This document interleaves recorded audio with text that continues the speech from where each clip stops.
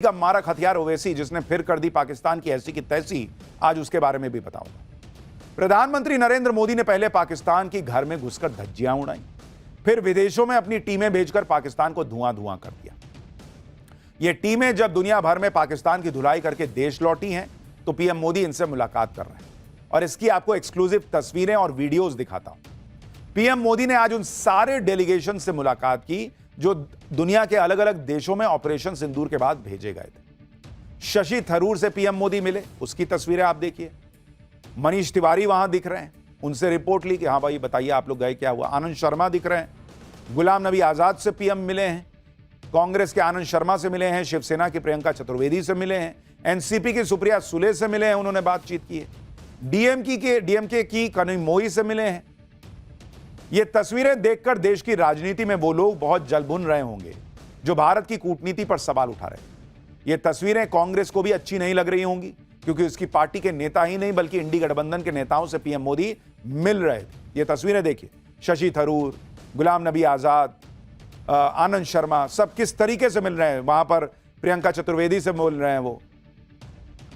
लेकिन जो INDI alliance है, विपक्ष है, उसका इकोसिस्टम है, वो इस बात को नहीं समझता कि सबसे पहले देश है, फिर पॉलिटिक्स आती है। पीएम मोदी ने राजनीति को एक साइड में रखकर देश की बात दुनिया में बताने के लिए हर दल की टीम को भेजा।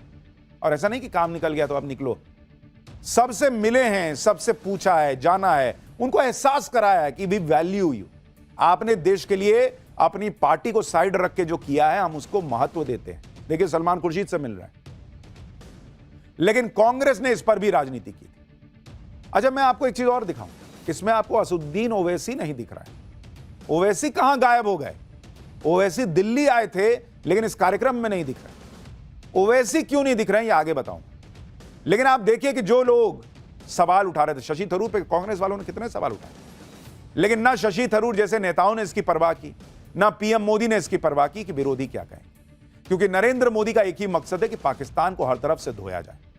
भारत ने 7 डेलीगेशन भेजे थे जो दुनिया के अलग अलग 33 देशों में गए थे और आतंकवाद के मुद्दे पर पाकिस्तान को बुरी तरह से धोया। ऑपरेशन सिंदूर भारत ने क्यों किया, दुनिया को बताया। आज पीएम मोदी को डेलीगेशन के सदस्यों ने डिटेल रिपोर्ट दी।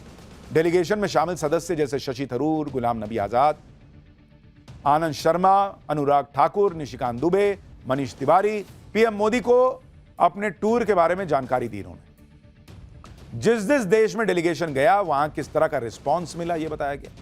भारत को किस तरह का समर्थन मिला, यह सब पीएम मोदी को बताया गया। भारत के 7 डेलीगेशन विदेश गए थे और इसमें सबसे ज्यादा चर्चा हुई ओवैसी वाले डेलीगेशन, जिसकी अध्यक्षता जय पांडा कर रहे थे। आज ओवैसी को भी पीएम मोदी से मिलना था, लेकिन अचानक ओवैसी वहां नहीं पहुंचे। इसकी वजह क्या है आपको आगे बताऊंगा, लेकिन पहले आप यह देखिए कि भाई ओवैसी विदेश गए। भारत के डेलीगेशन में ओवैसी ऐसे नेता हैं जिनकी चर्चा भारत के साथ पूरे पाकिस्तान में हो रही है, क्योंकि ओवैसी ने ही पाकिस्तान को सबसे बुरी तरह से एक्सपोज किया। ओवैसी की बातों से पाकिस्तान में कैसी आग लगी है, जरा उसकी एक झलक भी देखिए, फिर बताता हूं ओवैसी कहां गायब हो गया आज।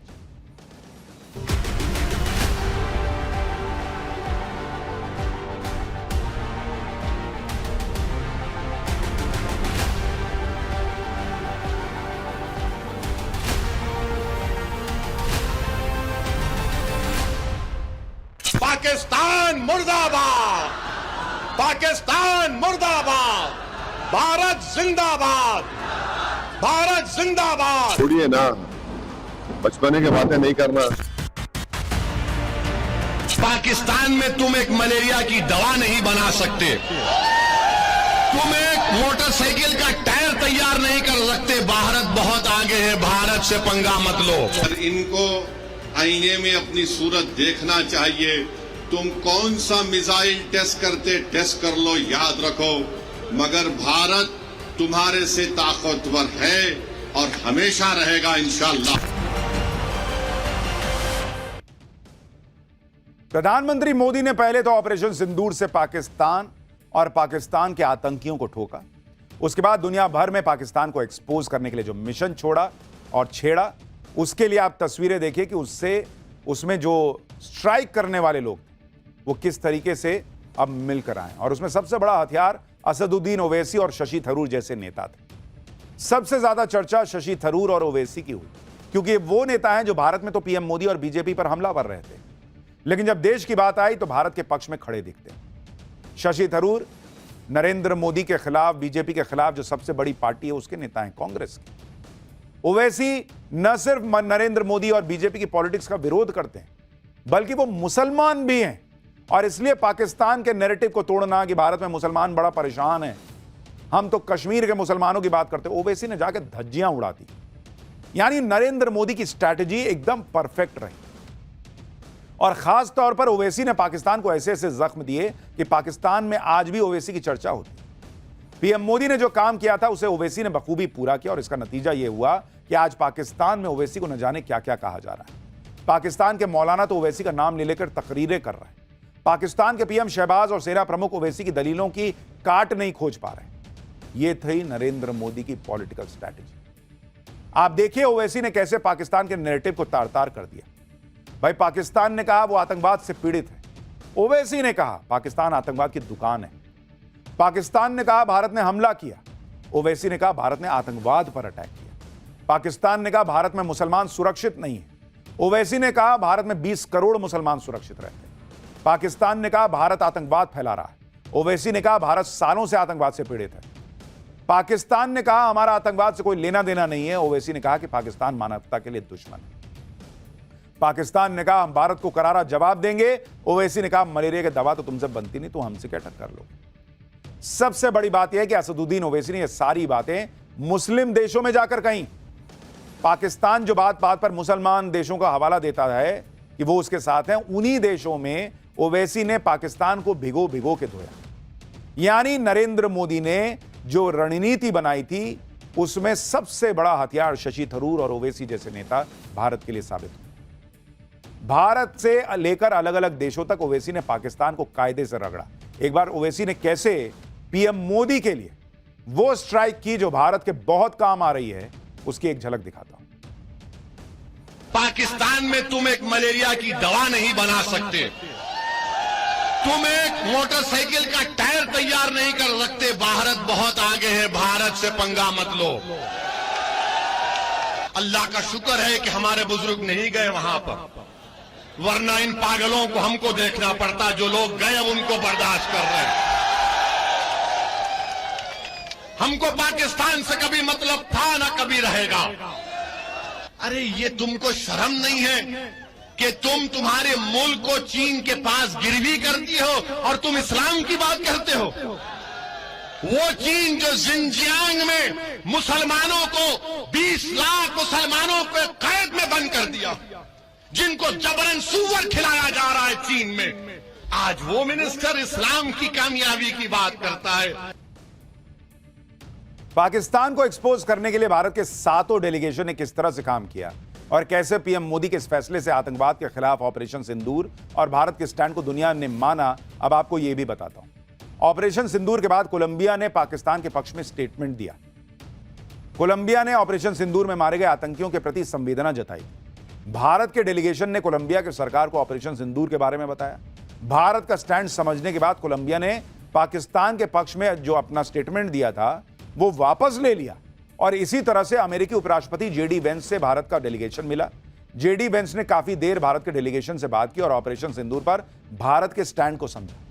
इसी तरह मलेशिया ने भारत के डेलीगेशन का प्रोग्राम कैंसिल करने की पाकिस्तान की मांग ठुकरा दी।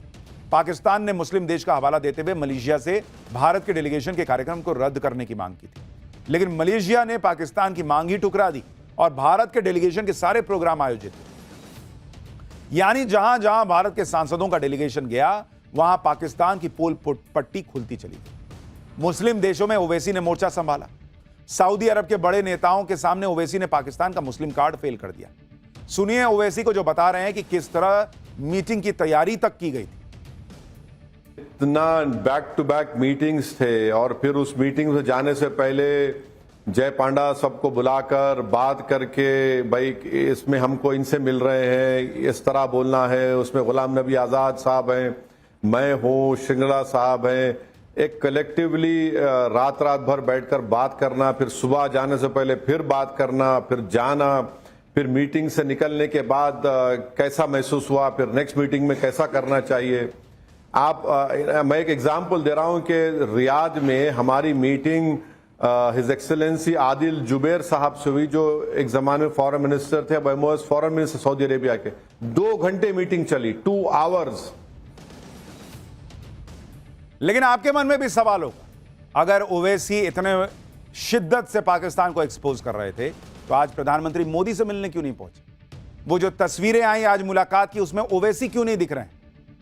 उसकी वजह अब आपको बताता हूं। ओवैसी दरअसल इस कार्यक्रम में शामिल होने वाले थे, लेकिन ओवैसी के कहा जा रहा है कि जो करीबी रिश्तेदार हैं उनकी कुछ सेहत बिगड़ गई थी, उनकी शायद बाईपास सर्जरी होनी थी और इसके लिए ओवैसी को अचानक दुबई जाना पड़ गया और इसलिए ओवैसी इस कार्यक्रम में नहीं आए। ऐसा नहीं है कि वो इससे बच रहे थे या इसमें आना नहीं चाहते थे या नरेंद्र मोदी से मिलना नहीं चाहते। ओवैसी आना चाहते थे, लेकिन पारिवारिक कारणों से जो है उन्हें दुबई जाना पड़ा और वो इस कार्यक्रम में नहीं आ पाए। लेकिन ओवैसी आए ना आए, देश में जो गर्मी आई है बॉस, बाप रे बाप। पाठशाला में अगला चैप्टर, कहीं घर में आग लग जा रही है, कहीं एसी में ब्लास्ट हो रहा है, ऊपर से जला देने वाली गर्मी, गजब गजब कांड हो रखे हैं। अचानक ऐसी जला देने वाली गर्मी आई क्यों है और जाएगी कब? पाठशाला में अब ये बताने वाला चैप्टर खोल रहा। आधे हिंदुस्तान में इस वक्त ऐसी गर्मी पड़ रही है कि लोग कह रहे हैं कि कूलर पंखे तो छोड़ दो, एसी लोग चेक कर रहे हैं बॉस कि एसी चल नहीं रहा है क्या, गैस निकल गई है क्या, एसी काम नहीं कर रहा है, एसी फेल हो जा रहा है। चलते एसी के नीचे बैठकर लोगों को लग रहा है कि एसी काम नहीं कर रहा है।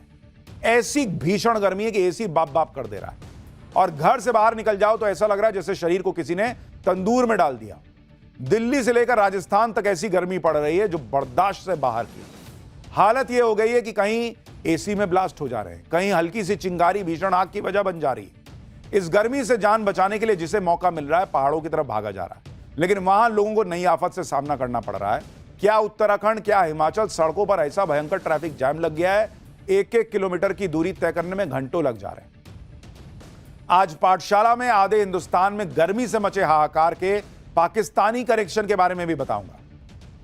राजधानी दिल्ली में आज गर्मी ने अपना भीषण रूप दिखाया। तापमान 44 डिग्री सेल्सियस को टच कर गया, जिसने दिल्ली वालों के पसीने निकाल दिए। गर्मी की वजह से आग लगने की घटनाएं भी बढ़ रही हैं।